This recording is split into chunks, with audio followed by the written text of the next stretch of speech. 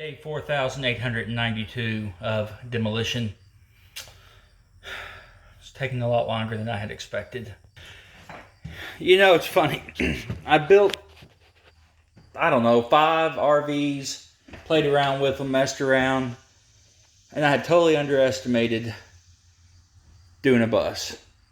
This bad boy is going to take way longer than I had ever expected. It'll be okay. In the long run, it'll be worth it. Lot better quality vehicle.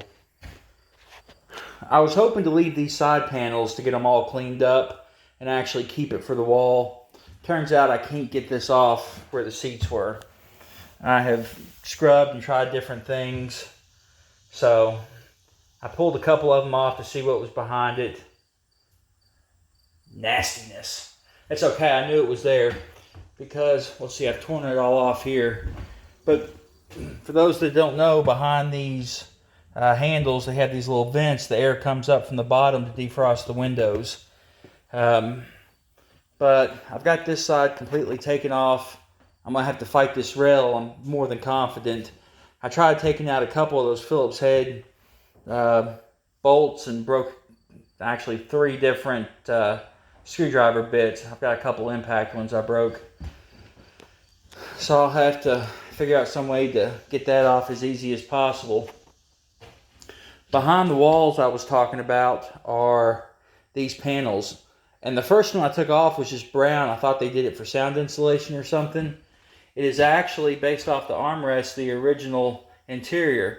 I guess they added the Formica or whatever this stuff is later.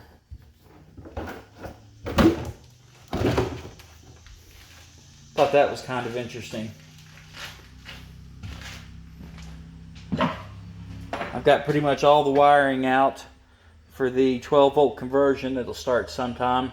Ran into some issues with that. The Skinner valves in the back that work the shutdown and the fast idle, they're all 24 volts. So I'm going to have to get them in 12 volt before I can really get into that.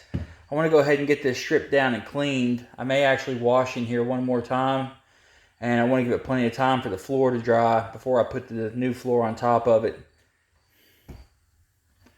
Something else that's interesting. These panels all still have a protective layer on them.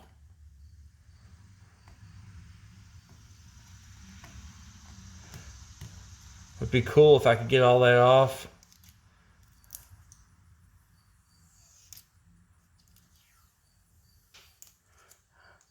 I can't imagine how long that would take, especially on the ceiling. But look at how clean that is.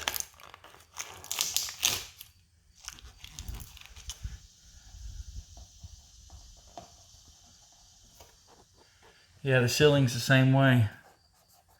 Be cool to be able to get that off and kind of lighten it up a little bit. I do plan on keeping the ceiling. It's in really good shape and I don't want to lose the height. Couple of corrosion spots where the escape hatches leaked. You can see daylight through here. I need to mess with them to get them to close right. Something's hung up with them and they only close and latch on one side.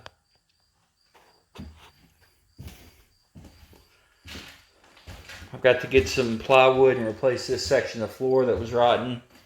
The rest of it looks bad, these dark spots, but it's all dry even with all the rain that we've had the last couple days. So I'm actually going to keep all that and just go over top of it. I don't see any reason to pull it out. Everybody says, you know, oh, you never know what's hiding. No, you don't. But, you know, from what I can tell, everything looks pretty good on it. You know, it's got some rust, but it's not bad.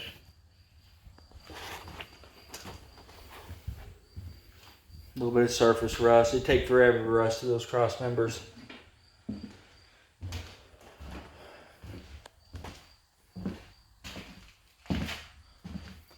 This is the shift cable. I wanted to try to get it all the way to the left. I don't know if I'm going to be able to do that. I don't know if I have enough cable. But I'd like to have it on the left side of the driver's seat instead of the right. If I can do that, then I will remove those 3 air lines coming out of there. That goes to the park brake valve. I'll be relocating that as well. If I can't get enough cable to move over to the left, then I will probably build some sort of little box, almost like it had factory.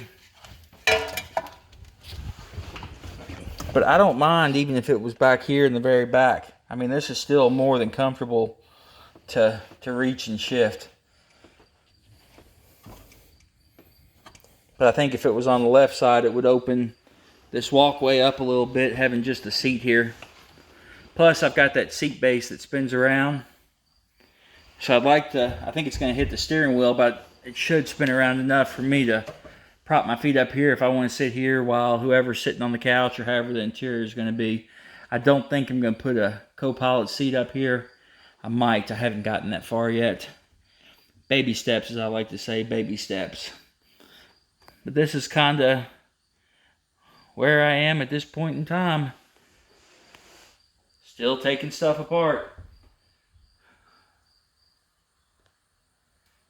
Well, YouTube, you guys have a great weekend, and we'll catch you next update in the next video. Have a good one.